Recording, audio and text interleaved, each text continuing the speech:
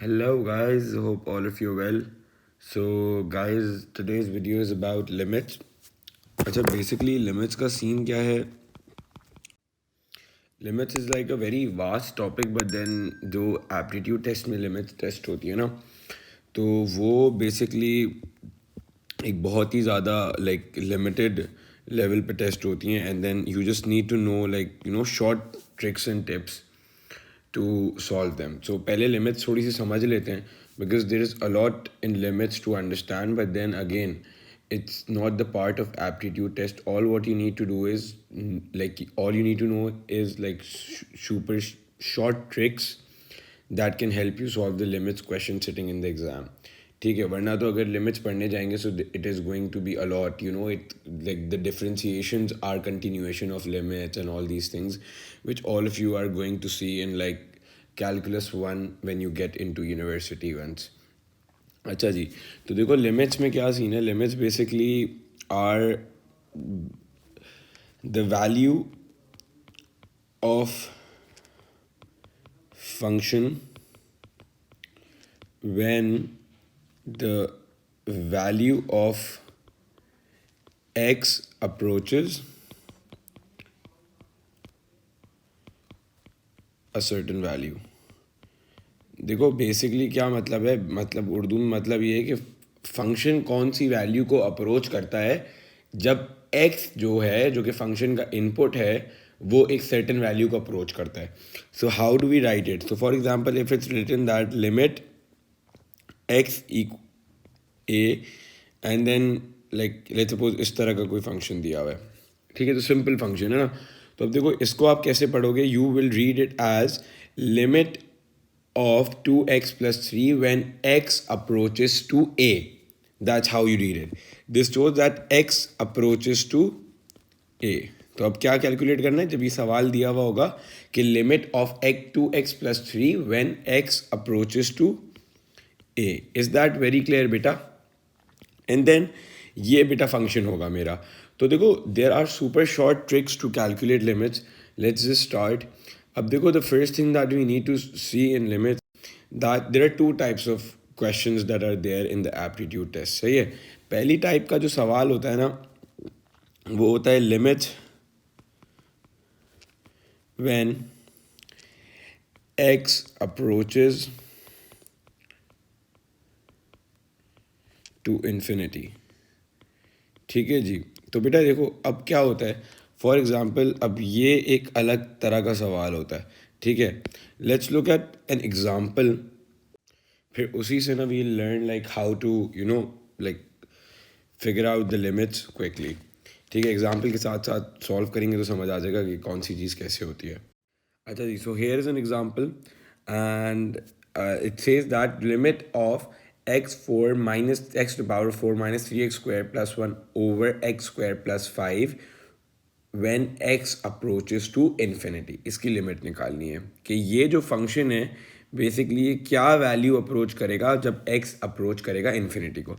अच्छा, also this is a rational function. ठीक है, these types of functions are called rational functions. ये आपको पता होना चाहिए, इससे कोई इसका ताल्लुक नहीं है.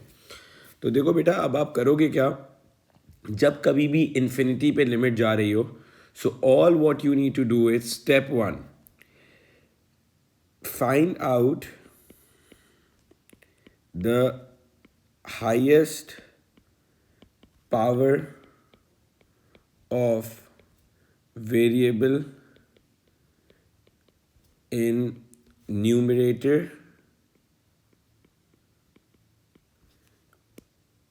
and denominator. ठीक है जी. तो लेट्स सपोज न्यूमरेटर में बेटा क्या पावर है, न्यूमरेटर में it is n equals to 4 and denominator में it is d equals to 2. ठीक है जी. तो बेटा क्या मैं बोल सकता हूँ n is greater than d because 4 is greater than d. तो बेटा when ever n is greater than d, so the limit of that function approaches to infinity.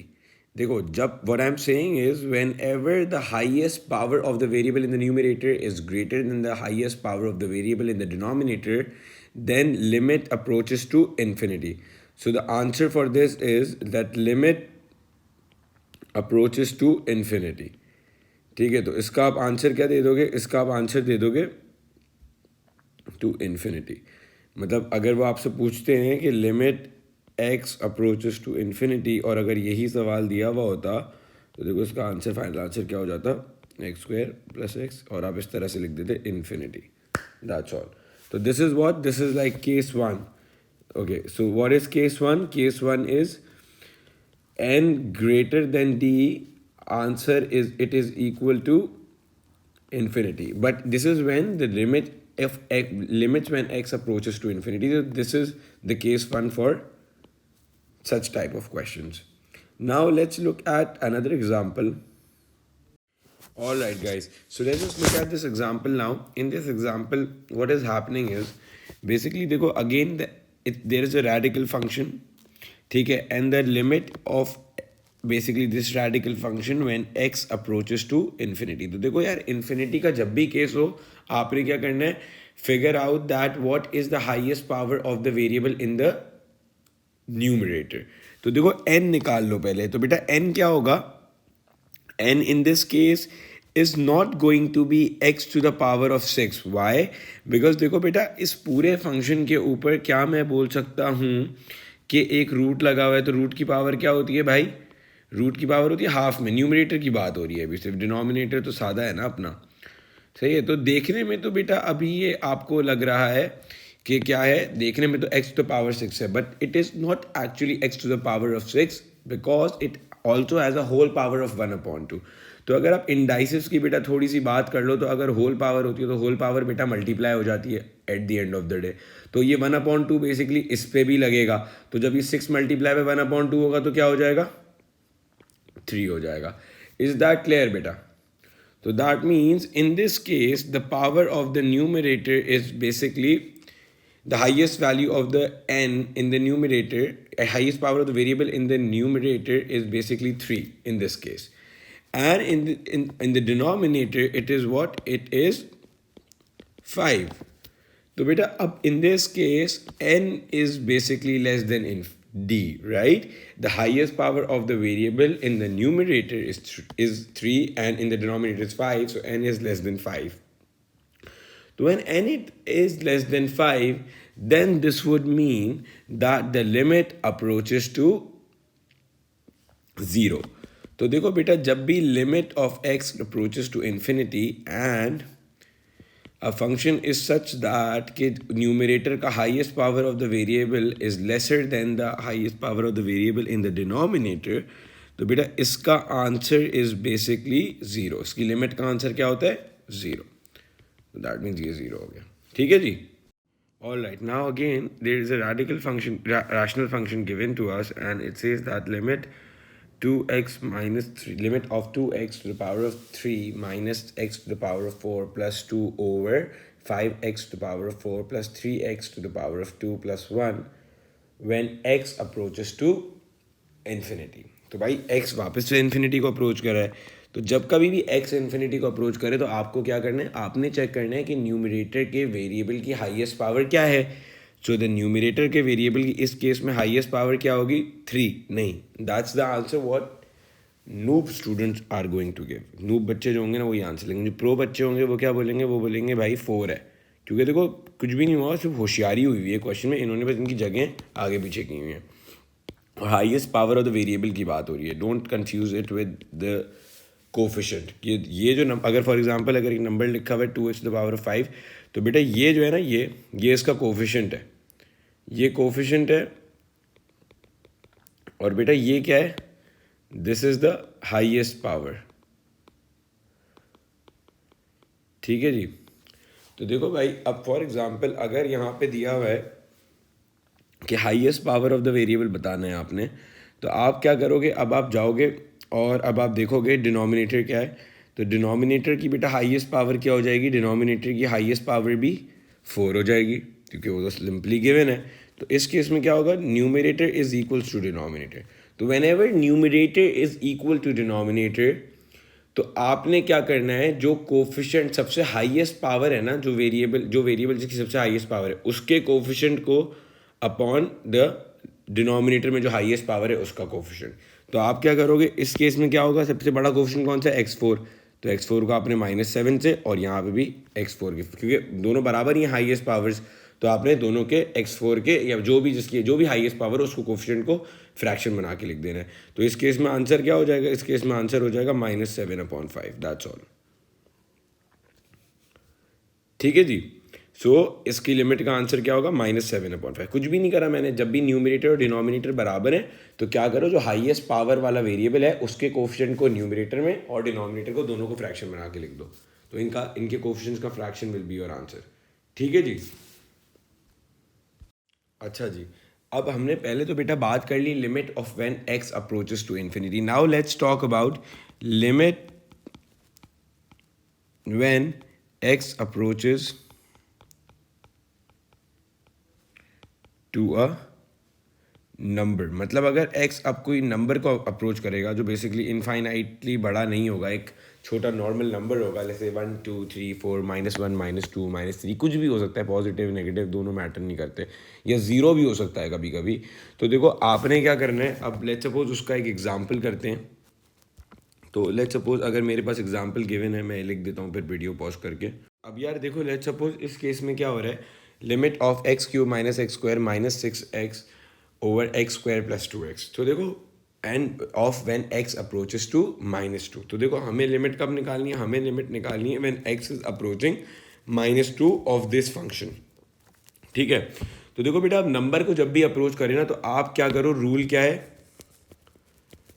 Factorise it to the maximum.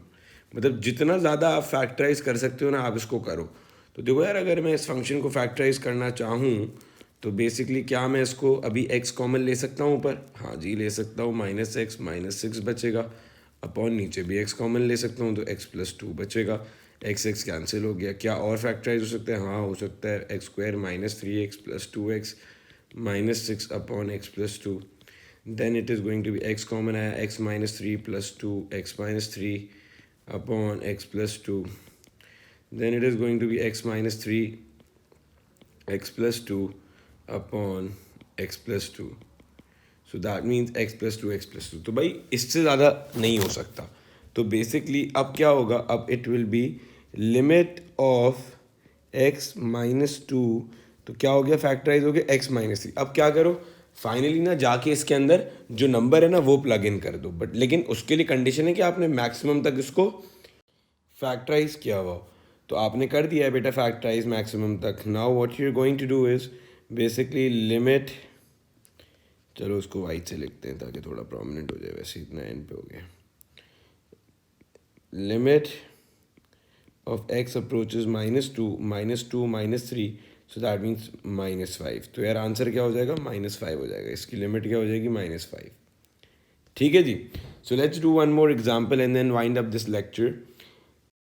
अच्छा जी, let's just look at this question again. यार देखो, अब ये एक number को अप्रोच कर रहा है, तो जब नंबर को अप्रोच कर रहा है तो क्या करो, factorize it till the maximum.